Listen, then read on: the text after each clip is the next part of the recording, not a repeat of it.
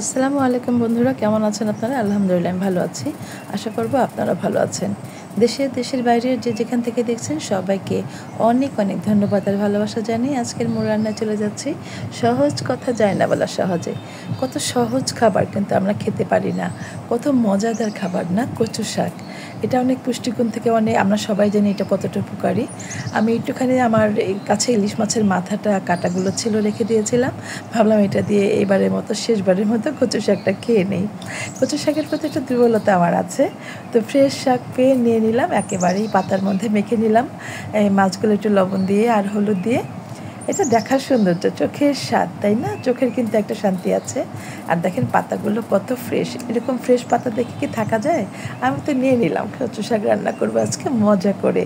আমার মনের মতো শাক। আর এটুকু বলবো, কনফিডেন্টলি বলবো যে আপনারা সবাই খাবেন এভাবে রান্না করে, কখনোই গলায় ধরবে না। আমি শাকগুলোকে ধুয়ে ধুয়ে নিয়েছি, একটা একটা করে ধুয়েছি যাতে কোনো পোকামাকড় থাকে কিনা। সবুজ শাকে কিন্তু পোকা থাকে, এটা ভালো করে ধুয়ে নিতে হবে। ধুয়ে এটা মুড়িয়ে আমি এভাবে কেটে নিচ্ছি, সহজ করে কিন্তু এভাবে সহজেই কাটা যায় এবং আমার হাত চুলকায়নি। হাতও চুলকাবে না, মাশাআল্লাহ ইনশাআল্লাহ গলাও চুলকাবে না।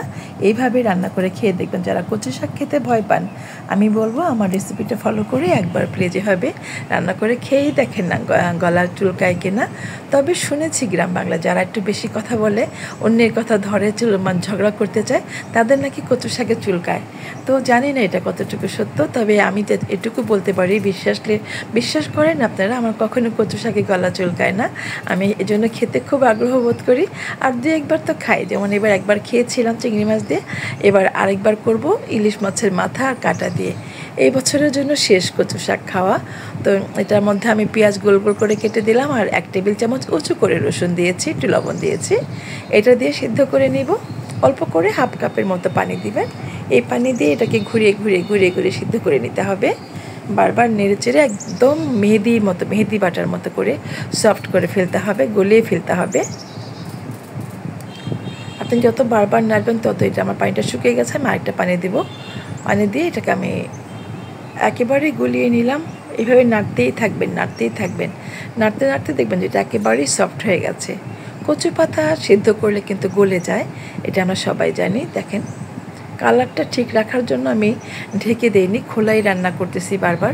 প্রথম ঢেকে দিয়েছিলাম পানি উঠানোর জন্য, এটা একটু সিদ্ধ হবে, নরম হবে, পানিটা উঠবে। তারপরে আমি এরকম খোলা থাকা অবস্থায় বারবার এরকম নেড়ে চেড়ে এটাকে ভর্তা করে নিচ্ছি, একেবারে যেন ম্যাশ হয়ে যায়। এই পর্যায়ে কিন্তু ঢাকনাটা খোলাই রাখবেন, প্রথম দিকে একটু ঢেকে দিবেন, তারপরে আর ঢেকে দিবেন না।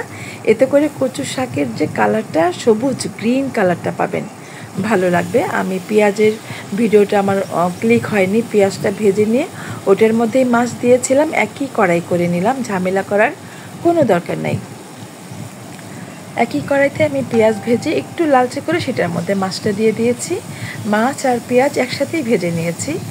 অনেকে মাছ ভাজেন আলাদা, পেঁয়াজ ভাজেন আলাদা, সমস্যা হয়, সময় লাগে। এত ভিডিওটা বড় করতে চাইনি, সহজ করে দেখানোর চেষ্টা করেছি যাতে আপনাদের কাছে রান্না করতে সুবিধা মনে হয়।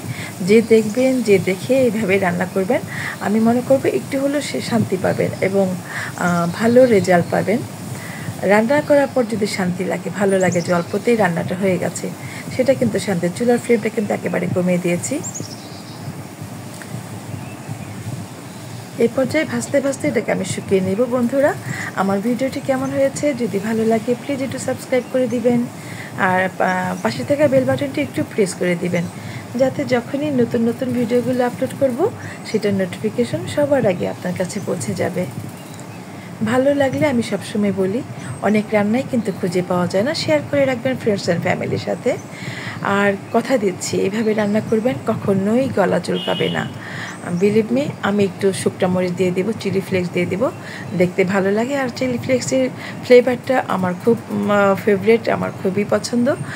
আমি 2 চামচের মতো চিলি ফ্লেক্স দিয়ে দিলাম, দেখতেও ভালো লাগে। যখন নামাবেন না দারুণ লাগে, সবুজের মধ্যে একটু লাল, এবং চিলি ফ্লেক্সের যে বিচিটা, ভাজা বিচিটা, সেটা দেখা যায়, খুব ভালো লাগে। একটু মানে একটু ঝাল হলেই না আমার মনে হয় যে কচু শাকটা ভালো লাগে। আর কি বলবো, আমি তো ঝাল খাই, সেজন্য ঝালের কথা বলি। আপনারা ঝাল নিজের পছন্দ মতো দিবেন। আর আমি এখানে লেবুর রস দিয়ে দিলাম, এক ফালি লেবুর রস চিপে আমি দিয়ে দিলাম। লেবু চিপে খেতে পারেন, কিন্তু লেবুর রসটা যদি এটার মধ্যে দিয়ে দেন, আমি বলবো একেবারেই আপনার গলা চুলকাবে না, নির্দ্বিধায় নির্ভয়ে খেতে পারবেন। এভাবেই লেবুর রস দিয়েই রান্না করে দেখবেন। আর রসুনটা কিন্তু অবশ্যই বাড়িয়ে দেবেন। আমি মূলত প্রথমে একটা রসুন বাটা দিয়েছিলাম, পরে আবার আমি বড় রসুনের অর্ধেকটার মতো আমি পাতলা করে কেটে দিয়েছি। রসুনটা একটু বাড়িয়ে দেওয়ার চেষ্টা করবেন। ডেফিনেটলি রসুন না দিলে কিন্তু খেতে পারবেন না। কচু শাকের ওষুধ হচ্ছে রসুনের মধ্যে। আমি আরেকটু লেবুর রস দিয়ে দিলাম। লেবু রস দিলে আপনারা আর খাবারে কোনো ভয় থাকবে না। বন্ধুরা, আমার ভিডিওটি যদি ভালো লাগে বলবো আমার পাশেই থাকবেন। ছোট করে একটু কমেন্ট করে আমাকে বলবেন আমার আজকের রান্নাটা কেমন ছিল। আমার কিন্তু খুবই ভালো লেগেছে, বিশ্বাস করেন। আমি কনফিডেন্টলি বলতে পারছি যে কিছুতেই গলা চুলকাবে না। আপনারা এইভাবে রান্না করে খেয়ে দেখবেন। যারা কচু খান না ভয়ে, তারাও খেতে পারবেন। লেবুর রস একটু বাড়িয়ে দিয়ে রান্না করবেন, তাতেই কচুটা এত সুন্দর রান্না হবে। আর প্রথম দিকে যে বললাম আমি রসুন দিয়েছিলাম, বাটা রসুন দিয়েছিলাম 1 টেবিল চামচের মতো, মানে একটার মতো।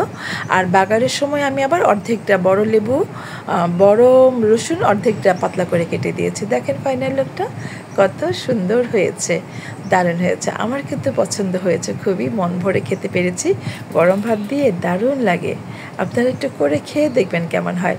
সিজনের খাবারগুলো কিন্তু সিজনের সময় খেতে হয়, আর খেলে বুঝতে পারবেন এটা কতটা মজা। যারা ভয় পান তাদের জন্য বারবার বলছি, ভালো করে এইভাবে রান্না করে রেসিপি ফলো করে, অ্যাজ ইট ইজ আমি যেভাবে রান্না করেছি আমার রান্নাটা একটু ফলো করে খেয়ে দেখেন এটা কতটা টেস্টি, কতটা মজা। তো ভিডিওটা যারা এতক্ষণ দেখলেন, যারা সাথে ছিলেন, আপনারা আমাকে ইন্সপায়ার করেন। আমাকে ছোট্ট করে একটু কমেন্ট করে বলবেন। আপনাদের সবার সহযোগিতা আমার দরকার আছে। সবার সহযোগিতা ছাড়া আমি এগিয়ে যেতে পারবো না।